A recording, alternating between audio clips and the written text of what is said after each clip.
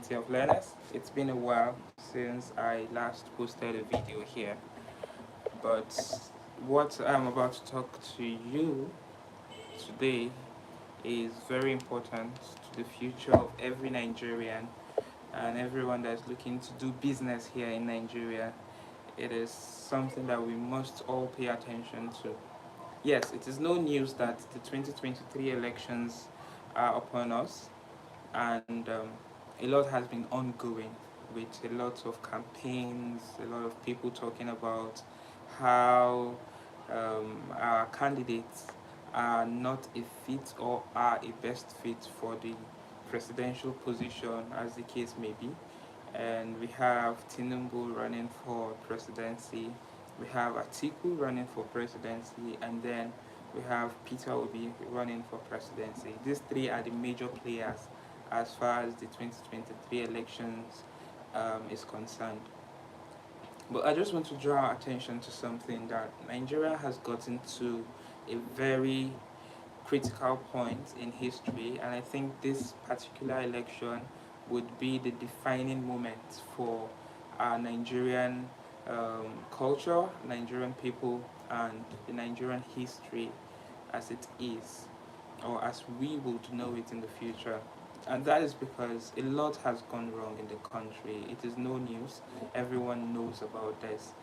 Banditry, kidnapping, a lot of corruption, stealing of funds. Just recently, a number of people were released, a number of inmates were released from the Kuje medium security prison. And then we hear of the reports of um, gunmen, or bandits as they call them, releasing fire on the convoy, the advanced convoy of the president, en route his hometown. These are very appalling um, activities to happen in a country.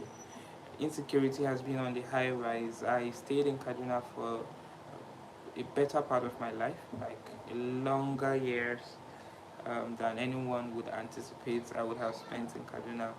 And hearing the sad news of things that are happening right now in Kaduna is very terrifying, to the extent that you hear abductions as a day in, day out kind of activity, and these things are happening unhindered. Now, back to my point about the presidential election. Everyone is being hopeful about the next president that would salvage this country from the miry clay that we're currently in, from the dire situation that the country is facing. And it is obvious that a lot of people have put their faith in Peter Obi being the new president, given his track record, which, yes, have been verified to be upstanding and very accurate, showing how patriotic he is, how honest and integrity led government that he had when he was governor of Anambra State, and how much he had invested into the state, into the educational sector, into the health sector, into the developmental needs of the state in general, ensuring that things are better off when he left than when he came into governance. And of course, we hear that they had the lowest, if at all, debt any state has had in the history of Nigeria during his regime, and a lot of wonderful accolades and strides that he achieved during his governance is flying all about social media, and everyone is talking about it. Peter Obi for president. Everybody's becoming obedient, right? But I want to draw attention to one key factor as the day draws nearer.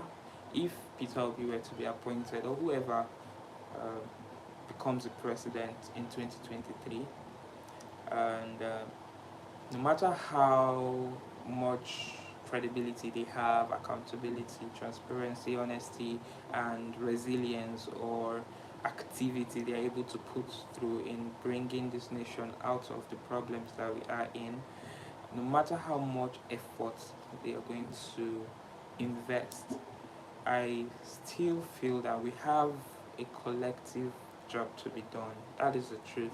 Let nobody come and deceive you with one click like Thanos, just going to snap your finger and everything is going to come back to normal. It's not going to happen. In fact, it is likely that once we have a true patriot on the presidential seat, a lot of things are going to even become more difficult. The situation could get even worse because such a person would want to initiate reforms, change things, make things better, um, weed out all of the corrupt systems, optimize our processes, make our government more efficient, turn our constitutions around, and all of these wonderful, wonderful things that will be done as the first step in getting the country back on track. As those things are being rolled out, there are going to be ripple effects, there are going to be backlashes. Nigerians are already used to the way things are, albeit difficult. People have kind of habituated, they've acclimatized to the order of the day. And when you say, okay, we want to bring tax into the aspect of our earning that has not been taxed for a long time, say artisans that have not been earning taxable income are now being taxed to pay. This is just an example. I don't know if that's going to happen. But I'm just trying to put it in perspective that if that were to happen, people are already used to the status quo of, oh, I'm a mechanic, I'm a painter. Once I make my delivery or once I delivered my services and I get paid, I don't have to remit any portion of this earning to anybody, any governmental body. A lot of people are employed, and maybe because they are working in a medium or small scale enterprise, they do not pay taxes. Then imagine now that you have a government that is adamant on collecting tax from all of these people. They begin to realize how much percentage of their salary is being remitted. They begin to feel frustrated. Why is this government doing this? This government is not considerate. How much am I earning? And all of such things. Or imagine we are trying to increase the tax rate so that we can make an offset or reduce our debt internationally. And people are going to complain, things are going to be difficult, or we're trying to increase our oil production, or we're trying to improve the Naira's buying power. A lot of reforms and economic altering activities are going to be set and rolled out such that it inconveniences a lot of businesses. But this is the beautiful part. It gets darker just before the break of dawn. And that is because we need to restructure and realign everything that has gone wrong with this country, with our security, with our food production, with our road transport, everything, education, health, and all. Everything needs to be realigned to a country that is looking for development, a country that is seeking to be futuristic and be relevant. In fact, a lot of people have been postulating globally that since economy is moving to Africa, Nigeria may become a world power in this century, or well, within this century. And we are all being hopeful. But before that is going to happen, a lot of things have to change. A lot of restructuring, a lot of minds has to be renewed. Pardon that language, but yes, there needs to be a renewal of mind for things to be set straight. You have to have a rethink. You are not just accustomed to the way things were. You have to adopt a new system of operation. A new government has to be adopted. A new mode of operation has to come to light for us to be able to achieve that beautiful future that we are anticipating. So, irrespective of whoever comes into government, and no matter how much good intention they have, and they are doing all their best, I tell you, we have to brace up for impact. Things are going to get hard, things are going to get difficult. A lot of things, excesses are going to be cut off. We're trying to revitalize our power sector, we're trying to make things work. It doesn't mean that things are just going to transition smoothly.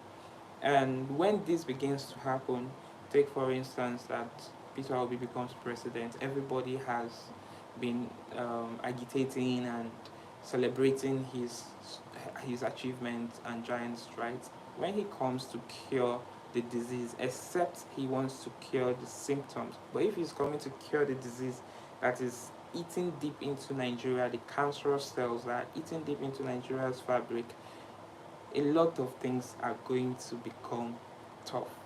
Security, transportation, health, power, everything is going to feel that weight because we now have to be actually delivering. Things can always go easy when everyone can bribe their way through, or you are stopped by the vehicle inspection officers on the highway because your vehicle does not match all the necessary prerequisites for being roadworthy, and you just make a payment to evade arrest or to abscond from them. And this is not going to be tolerated if a transparent, a truly transparent and patriotic government is in place. This is a problem for you who owns a vehicle that is not roadworthy. So a lot of people are going to complain. We have tons, especially in Lagos, we have thousands of cars that are not supposed to be on the highway, that are not supposed to be on the road at all. And when you start seeding and weeding them out, a lot of people will say that's their only way of livelihood, that's their only source of income, and it is now taking off from them. Take for instance the ban on motorcycles. People are already complaining, saying life is hard, this is that, that is this, and without looking at the bigger picture. Now, my charge to Nigerians is let us become broad-minded, open-minded. Let's try to see the bigger picture. Let's try to see how these things add up in the end. If we are always looking out for our immediate gratification, we would never move forward, and we're just going to spiral into a new revolution against a new government that is trying to make things better. So whilst we anticipate a patriotic candidates to emerge as the president in 2023, we should also be open-minded, open our hearts, open our hearts, our ears, our minds, everything that is openable to embrace the change because it is coming. And for it to thrive, we have to embrace it. Otherwise, we'll just keep kicking against it and frustrating the efforts of whoever becomes president. Yes, that is one. On the other hand, I think a lot of people in Nigeria already have post-stress um, disorder, post-traumatic stress disorder (PTSD), when it comes to the way things are happening, the system we operate in here in Nigeria. You take someone that travels to a country that has 24 hours power all around the week and month and year, they become quite uncomfortable in the first few weeks of being in that country because they are not used to it. Or you have to pay a parking fee whenever you park your car. That's not something that happens here in Nigeria. You have double parking everywhere, causing trouble. But you go to a country that is more organized and orderly, and you have to pay a parking ticket. Or a number of things that, if we were to adopt today, would inconvenience life as we know it. We have to open our minds to it and see the positivity in those things and ensure that we we embrace it with all that we can.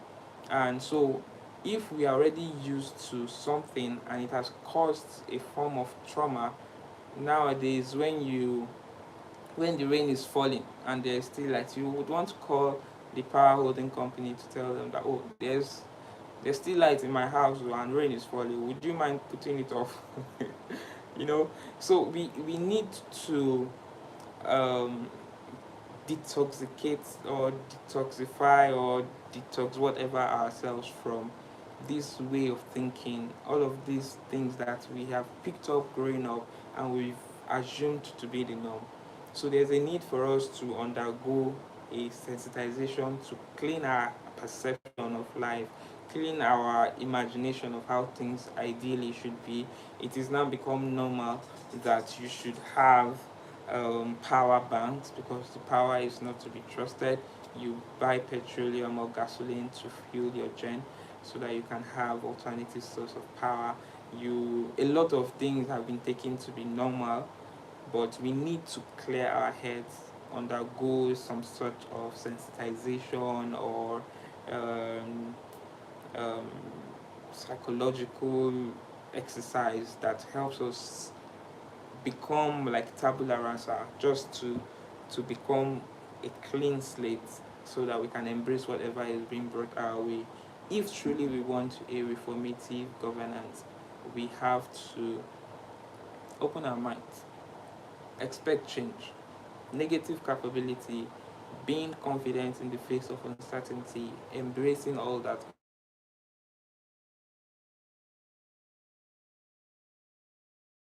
to bring a better Nigeria.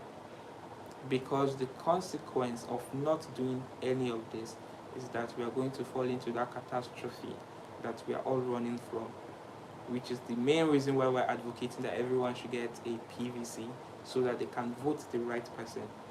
But if we vote in the right person and we allow ourselves to live the same way, or expecting everything should just turn around within the space of a year or 2 months or 3 years or 4 years, it may not even happen in the whole tenure of the right candidate.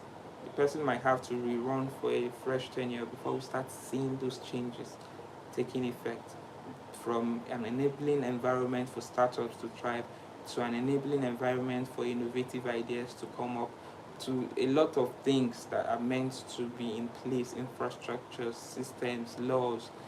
Everything is going to take time for those things to come to fruition. So we have to be open minded, we have to be patient, and we have to hope for the best. Otherwise, we are going to implode as a country. So this is what I wanted to share. Please let me know what you think, and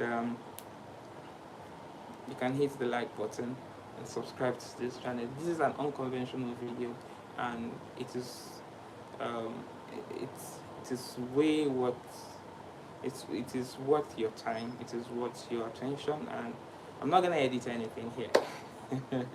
However it comes out, I'm just gonna upload it. All right, bye.